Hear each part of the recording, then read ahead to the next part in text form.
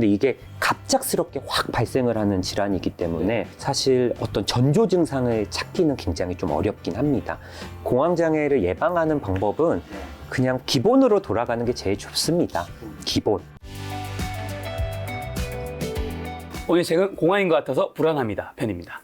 사실 또 이 김작가 TV 채널에 아주 가끔씩 우울증 뭐 이런 콘텐츠가 올라오거든요. 왜냐하면 제가 예전에 이제 5년 전에 겪은 적이 있기 때문에 요 분야에 좀 관심이 많은데 이번에 또 공황인 것 같아서 이제 불안합니다. 요 책 내셨길래 제가 인터뷰하면 되게 재미있는 뭔가 의미 있는 콘텐츠가 나올 것 같아서 찍게 되었는데 그 전에 김작가 TV 채널이 주식 채널인 거 알고 계시죠? 알고 있습니다. 저희 아버지가 정말 열심히 보세요. 정말? 매번 TV로 보시거든요. 정말요? 그러면서 이분 괜찮다. 공부 열심히 하시고.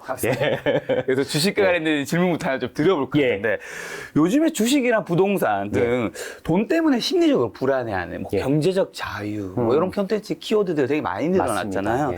이런 분들 상담 많이 올 것 같은데 실제로 많이 오시는지 그다음에 그때 어떤 말씀 해주시는지 궁금하네요. 일단은 정신과적으로도 어떤 경제적인 어떤 이슈, 그러니까 경제적인 문제가 있는 경우는 사실 이 멘탈적인 부분에 굉장히 큰 영향을 줍니다. 경제적인 게 멘탈에? 그래서 저희가 이제 소셜 이코노믹 스테이트 SES라고 하는데 어쨌든 이런 사회 경제적인 부분이 확실히 좀 불안정하고 좀 낮은 경우에는 우울증이라던가 다양한 정신질환에 좀 걸릴 확률이 좀 높으시고요. 우리가 뭐 대표적으로 뭐 불황산업이다 뭐 이런 게 있잖아요. 뭐 여러 과 중에 정신과는 사실 불안과 관련이 많습니다. 그러니까 예를 들어 뭐 피부 미용이라던가 건강 검진 같은 경우는 약간 좀 여유가 있을 때 호황산업이죠. 어떻게 보면. 근데 정신과적으로는 이제 좀 사회 경제적으로 뭐 이런 좀 안 좋은 일, 예를 들어 뭐 IMF라던가 뭐 혹은 뭐 좀 리만 브라더스 사태와 같은 그런 일들이 있을 때는 오히려 환자분들이 좀 더 힘들어지시는 그래서 실제로 뭐 실직이라던가 뭐 취업 어려움 이런 경우 있을 때 정신과에 실제로 많이 방문을 하십니다. 그럼 그때 어떤 말씀 해주세요?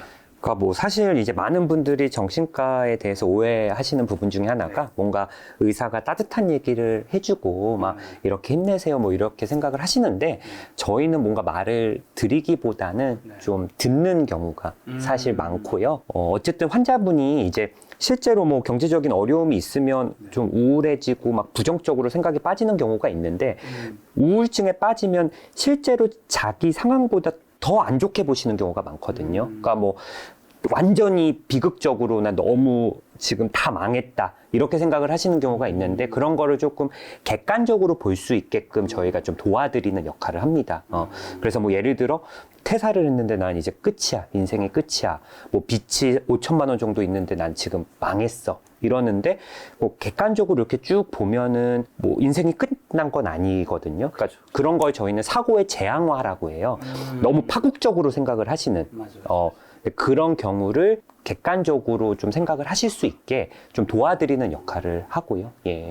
아니, 경제에서 생각나는 게 제가 지금 두 가지인데 첫 번째가 우리나라가 이제 노후 파산 이게 굉장히 심각한 문제 중에 하나인데 그 노후에 이제 그 파산에서 이어지는 게 이제 노후의 이제 자살률도 OECD에서 굉장히 높은 걸로 알고 있거든요.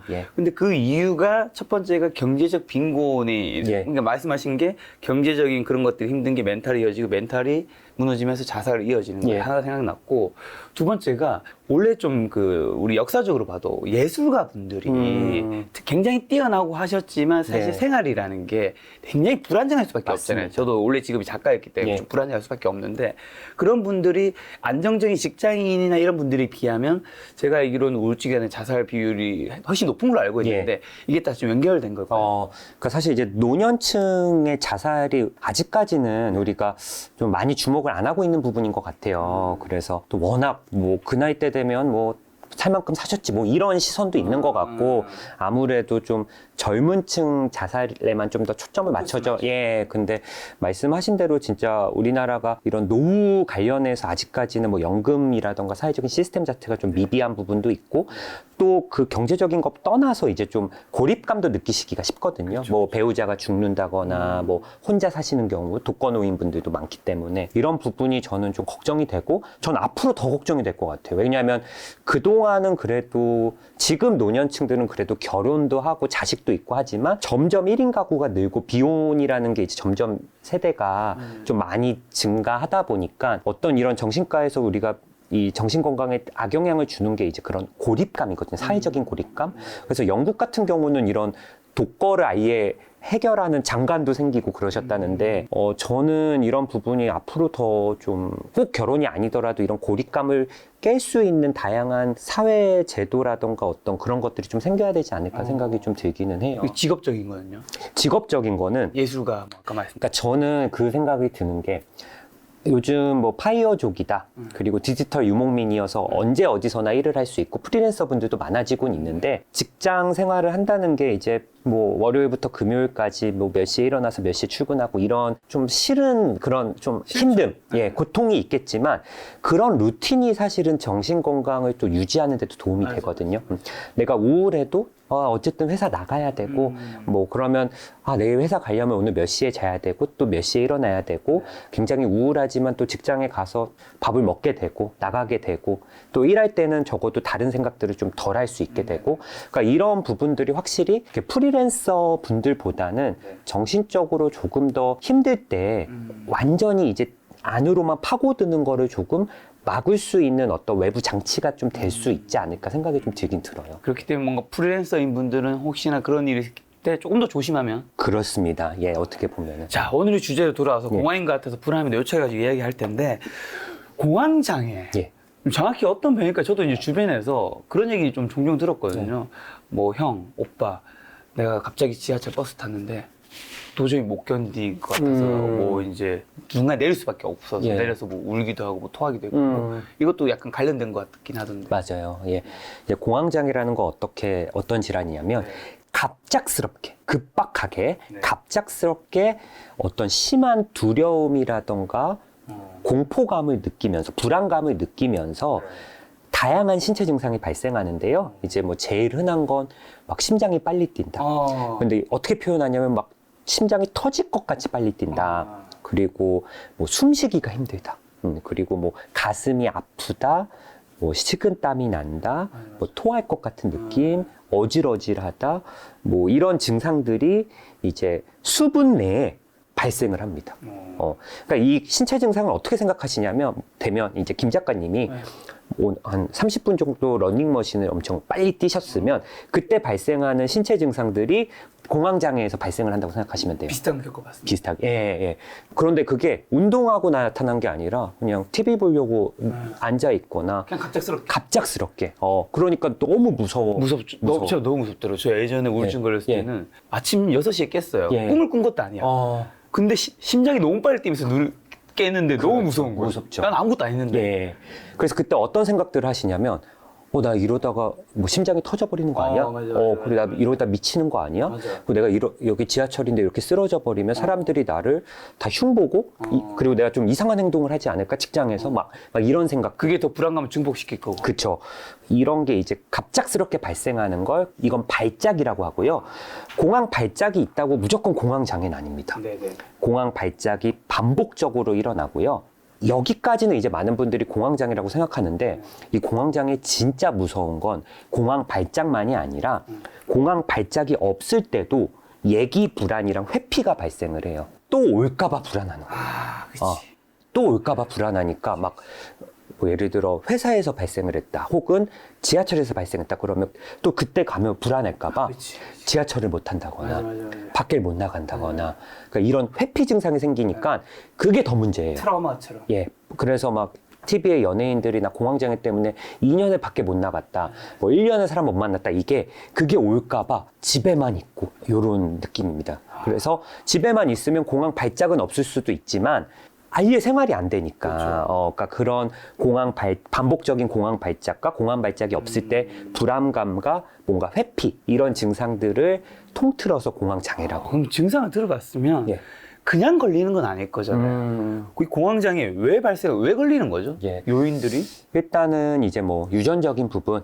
쌍둥이인 경우 이제 일란성 쌍둥이는 둘 다 똑같은 유전자를 가지고 있잖아요. 일란성 쌍둥이 같은 경우는 한쪽이 공황장애일 때 나머지가 공황장애일 확률이 40%라고 해요.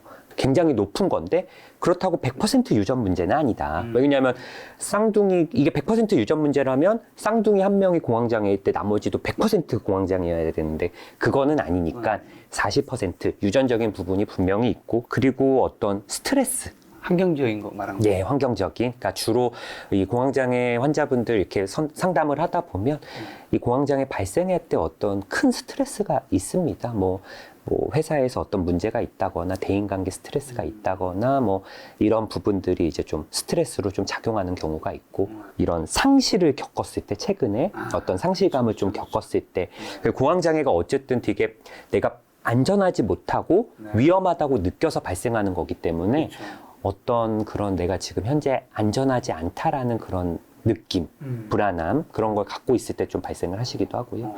그리고 가장 이제 흔한 성격적인 부분에서는 약간 위험 회피 성향이 높으신 분들이 공황장애에 걸려요. 그러니까 위험 회피가 높다는 건 이제 성격적인 부분에서 자극 추구 경향이 있는 분들이 있거든요. 높으신 분들 그런 분들은 막 모험을 좋아하고 도전하는 거 좋아하고 새로운 것도 해보고 근데 위험 회피 성향이 높으신 분들은 조금이라도 위험할 수 있는 상황을 좀 피하려고 하시는데 그러다 보면은 남들보다 이런 위험을 캐치하는, 위험을 감지하는 능력이 높거든요.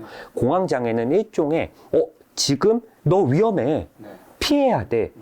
이렇게 나한테 보내는 어떤 센서 같은 역할인데, 그게 어쨌든 좀 많이 예민해져 있는 거거든요. 그러니까 뭔가 기질적으로 위험 회피 성향이 높은 분들은 이런 공황장애에 조금 더 걸릴 확률이 좀 높아지십니다. 예. 야, 지금 공황장애 얘기 들으시면서 어떤 분들은 또 이게 정말 많이 걸리는 건가 뭐 그런 생각도 하시죠. 네. 나이, 성별, 빈부 상관없이 누구나 뭐 불안을 좀 갖고 살아가잖아요. 맞아요. 실제로 어느 정도 불안해 하나요? 데이터가 있을까요? 맞아요. 이게 사실 이제 공황장애는 이제 넓게 보면 불안장애라는 질환에 속한 건데, 이게 국내에서 2021년에 이제 실태조사를 했을 때 불안장애가 9.3% 정도가 된다고 해요. 뭐 이것저것 다 포함한 불안장애가. 근데 국내에 이제 어쨌든 환자분들, 우리나라 사람들은 어쨌든 정신건강 서비스를 이용하는 비율이 엄청나죠. 예, OECD의 꼴찌입니다.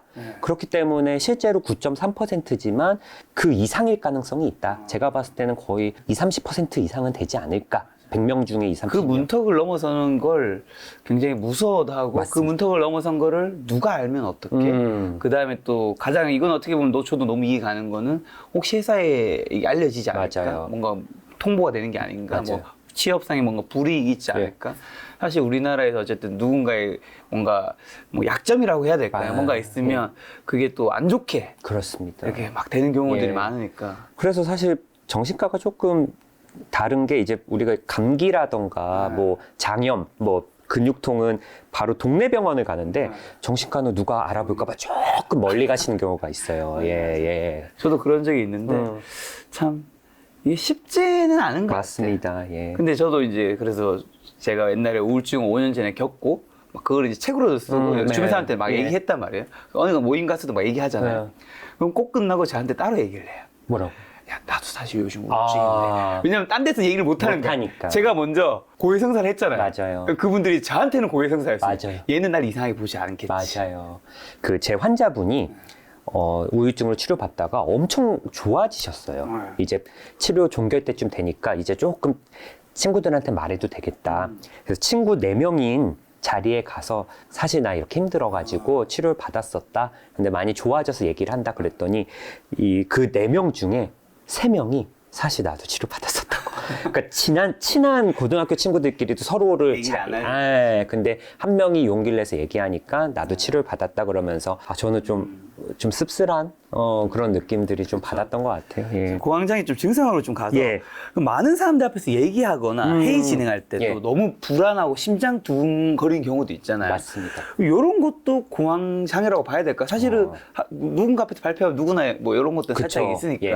근데 이제 이거는 아주 전형적인 공황장애는 아닌 것 같고요. 이제 공황장애 같은 경우는 이제 어떻게 보면 어떤 특정 상황에서 발생을 꼭 한다기보단 그냥 아무 상황과 상관없이 발생하는 경우가 많거든요. 근데 이 경우는 사람들 앞에서 그렇다? 그러니까 우리 흔히 대인기피증 뭐 이런 얘기 하잖아요. 그렇게 보면은 이거는 저는 사회 불안장애랑 좀 관련이 있어요. 그러니까 이건 뭐냐면 다른 사람들 앞에서 내가 좀 노출되고 다른 사람들이 나를 보는 상황을 두려워하는 경우가 많거든요. 그래서 뭐 남들 앞에서 발표를 한다거나 심지어 이런 분들은 남들 앞에서 밥을 먹는 것도 무서워서 두려워하고 시선을 좀 못 마주친다거나, 이것도 같은 불안장애에 속하긴 하지만 공황장애보단 사회불안장애에 속하는 질환입니다. 그 정도는 그렇게까지 걱정할 정도까지는. 근데 이게 좀 지나치면 실제로 신체 증상이 공황발작처럼 오기도 해요. 근데 가만히, 그래서 이분들이 병원에 오셔서 선생님 저 공황장애인 것 같아요. 그래서 얘기를 해보면 뭐 혼자 있을 때라던가 뭐 이럴 땐 괜찮은데 남들 앞에서 뭐 발표하거나 누가 나를 볼 때 이럴 때는 그렇게 해서 이건 공황장애보단 좀 사회불안장애에 좀 초점을 맞춰서 이제 약물 치료나 상담을 할 때 좀 그런 연습들을 많이 합니다. 예. 지금 불안이 자라 공황으로 이어지는 그 초기 증상도 아까 얘기해 주셨는데, 그럼 내가 스스로 공황 장애인지 아닌지 좀 판단할 수 있는 뭐 방법 뭐 있을까요? 일단은 뭐 이 증상은 좀 예방을 하긴 어려워요. 요러요러할 때 병원에 미리 간다거나 아니면 내가 무슨 노력을 해서 좀 미리 이렇게 예방을 하면 참 좋겠는데, 좋죠. 근데 이게 갑작스럽게 확 발생을 하는 질환이기 때문에 사실 어떤 전조 증상을 찾기는 굉장히 좀 어렵긴 합니다. 근데 이런 공황 발작이 좀 반복적으로 있다고 한다면 그때 좀 병원에 좀 방문을 하시는 게 좀 맞을 것 같아요. 그래서 우울증은 어떻게 보면은 조금씩 이렇게 서서히 좀 젖어진다는 느낌? 예. 나를 조금씩 갉아먹는, 이렇게 슬슬 이렇게 물에 젖듯이, 종이가 물에 젖듯이 서서히 이렇게 빠진다고 하면, 공황은 그래도 환자분들이 좀 명확하게 기억을 해요. 왜냐하면 갑자기 막 심장 빨리 뛰고 막 숨쉬기 힘들고, 그래서 이분들이 처음은 정신과에 잘 안 오세요. 응급실을 가서 나 심장 문제 있는 것 같다. 아니면 갑자기 막 신경과에 간다거나 내과에 가서 치료를 받는데 괜찮아, 아무 없어요. 그러면서 조심스럽게 그쪽 선생님들이 공황장애인 것 같은데 한번 가보세요. 그러는데 잘 안 가세요. 그러니까 대부분은 그래도 공황발작은 내가 명확하게 아시거든요. 그럴 때 한번 저는 병원에 가보신다면 조기 진단을 하면 그만큼 치료 회복이 빠르기 때문에. 그쵸. 예. 그럼 그 조기 진단 말고도 사실 저도 예전에 우울증을 겪으니까 지금 돌아보면 가장 아쉬웠던 거는, 어쨌든 우울증에 그 걸리기 전이 있을 거고 초기 상황이 있을 거고 완전히 빠진 상태가 있을 텐데, 완전히 우울증이 심해졌을 때는 어떻게 안 되더라고요. 이게 진짜 내 마음대로 되는 게 아니기 때문에. 그러면 걸리기 전에 어쨌든 미리 예방할 수 있으면 그쵸. 사실 그게 제일 베스트긴 하잖아요. 어렵지만 좀 공황장애는 뭐 그런 것 좀 대비할 수 있는. 어떻게 보면은 공황장애를 예방하는 방법은 그냥 기본으로 돌아가는 게 제일 좋습니다.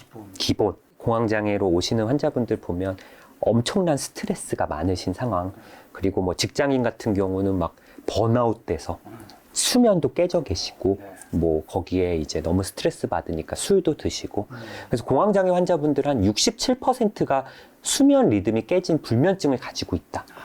그런 부분도 있고, 그래서 좀 스트레스 관리, 수면 관리, 금주, 뭐 이런 부분들이 공황이 심해지기 전에 조금 막을 수 있는 그런 방법들. 그러니까 어떻게 보면 몸이 건강하게 하는 게 좀 정신 건강에도 도움이 되지만, 이게 사실 어렵죠. 저도 말씀을 이렇게 드리지만. 근데 그런 얘기도 하잖아요. 술 몇 잔 또 마셔야지 잠이 들고 맞아요. 잠을 잘 수 있다. 요건 어떻게 해야 돼요? 그러니까 알코올은 일종의 약물이거든요. 그래서 저희는 그거를 셀프 메디케이션으로 이용한다고 해요. 우울증이나 불안이 있을 때 술을 한두 잔 마시면 좋아집니다. 약간 불안한 것도 우리가 술을 마시면 좀 안정적이 되잖아요. 뭐 예를 들어 좋아하는 이성한테 보통 술 마시면 용기가 생긴다 그러잖아요. 그게 왜 그러냐면 알코올의 성분이 이런 가바 리셉터랑 결합을 하는데, 이게 불안감을 좀 억제하는 역할을 합니다. 그렇지만 이거는 일시적인 역할이고 장기적으로 먹으면 불안감을 더 악화시키고 좀 감정 조절도 어렵게 하고, 그래서 사실은 좀 적정한 음주는 괜찮을 수는 있는데, 이거를 근데 우리는 술을 어쨌든 즐거우려고 먹거나 그래야 되는데, 이거를 자꾸 불안이나 우울을 해소하기 위해서 자꾸 먹는다는 건, 이거는 치료를 자꾸 약물로 이용을 하는 거거든요. 그러다 보면 양도 점점 많아지고, 치료 목적으로 자기도 모르게 자꾸 사용하게 됩니다. 자, 그럼 내가 이제 공황장애에 걸렸어요. 이거를 이제 걸리고 난 다음에 이겨내는 뭐 방법 한 3가지가 있다면서요? 예, 있습니다. 제일 좋은 거는 이제 공황이라는 거는 심장박동이 막 빨라지고 숨쉬기도 막 힘들어지거든요. 그러니까 내가 컨트롤이 안 돼요. 우리 심장이나 호흡 횟수라는 거는 자율신경계라는 게 조절을 하는데 이게 뭐냐면 우리가 팔다리는 이렇게 움직일 수 있잖아요. 네, 내 맘대로. 네. 근데 심장박동이나 땀, 호흡 횟수는 내 맘대로 조절되는 게 아니라 알아서 조정이 되는 자율적으로 움직여지는데 그러다 보니까 공황 발작이 올 때 내 의지랑 상관없이 막 심장박동이 200회가 넘고 막 호흡 횟수가 막 몇십 회로 막 올라가니까 너무 불안한 거거든요.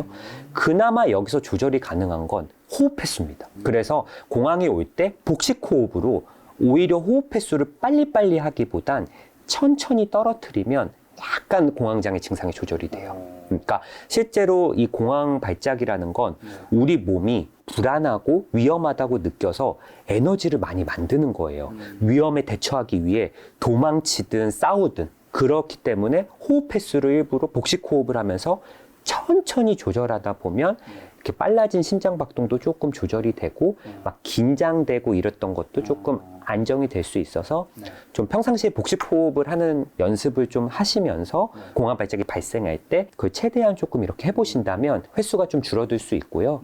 그래서 실제로 공황 발작이 발생할 때 병원에 가면 공황 발작 봉투 같은 걸 드려요. 종이 봉투. 그래서 거기에 대고 천천히 숨 쉬.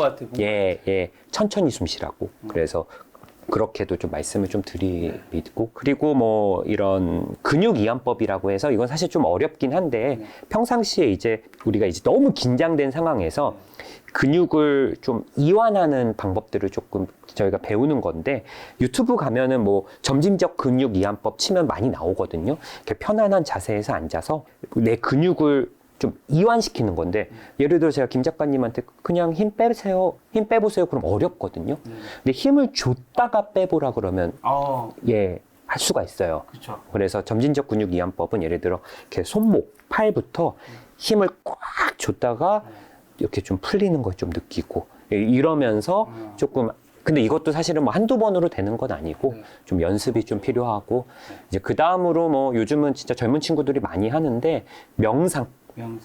예, 평상시에 좀 명상하는 습관들을 하면 뭐 우울이나 스트레스 관리, 또 불안이나 긴장 관리에 도움이 돼서 보통 뭐 아침에 5분, 자기 전에 5분만 해도 뭐 불안이라던가 불면에도 좀 도움이 되는. 예, 그래서 지금 호흡이랑 근육이완법이랑 명상 이런 게 좀 혼자서 좀 해볼 수 있는 예, 그런 방법들. 혼자서는 이겨낸 방법이라면 예. 이제 그게 전문적인 걸로는 이제 정신과 전문 선생님이 찾아가는 맞습니다. 거잖아요. 예. 그때는 좀 어떤 걸 해주시나요? 일단은 정신과에서 사실 공황장애는 의사들이 명의 소리 듣기 좋은 질환 중에 하나예요. 그러니까 다른 질환들에 비해서 뭐 우울증, 상대적인 우울증이라던가 뭐 조울증 이런 질환에 비해서 약물 치료의 반응이 좀 좋은 편입니다. 그래서 일단은 초반에 신체 증상으로 오시면은 뭐 약물들을 써서 이 신체 증상을 조금 완화시켜 드릴 수 있거든요. 심장박동이 빨리 뛰거나 숨쉬기 힘든 그런 증상들을 이제 항불안제 계통의 약물을 통해서 좀 이런 신체 증상을 조금 완화시켜 드리면 그것만으로도 환자분들이 좀 편안하다고 하시고 그리고 이 인지행동 치료라고 해서요. 공황장애 환자분들은 이 상황을 굉장히 불안하다고 느끼시거든요. 이 공황장애는 이 공포회로가 작용을 하는 거라 지금 내가 그런 상황이 아닌데 굉장히 위험에 처하고 불안하고 안 좋은 일이 생길 거라고 생각을 하시거든요. 근데 이거는 우리 뇌가 착각을 하고 그런 상황이어서 공황장애가 어떤 질환인지 환자분들께 정보를 좀 제공해 드리고 이거는 지금 뭐 큰일이 생기거나 이 공황장애는 심장이나 호흡, 뇌에 문제가 있는 게 아니고 이런 세로토닌, 뭐 노르에피네프린, 가바 이런 신경전달 물질, 일종의 호르몬이 교란이 돼서 발생하는 질환이니까 저희가 약을 쓰고 뭐 이런 것들을 하시면 좀 좋아지실 겁니다. 그리고 공황 발작이 발생하면 너무 불안해 하시지 말고 오히려 좀 안정을 취하시고 막 안절부절 하시기보다 뭐 이런 인지행동 치료들을 하면 또 좋아져서 좀 약간 논리적인 상담이군요. 맞습니다. 약간 이렇게.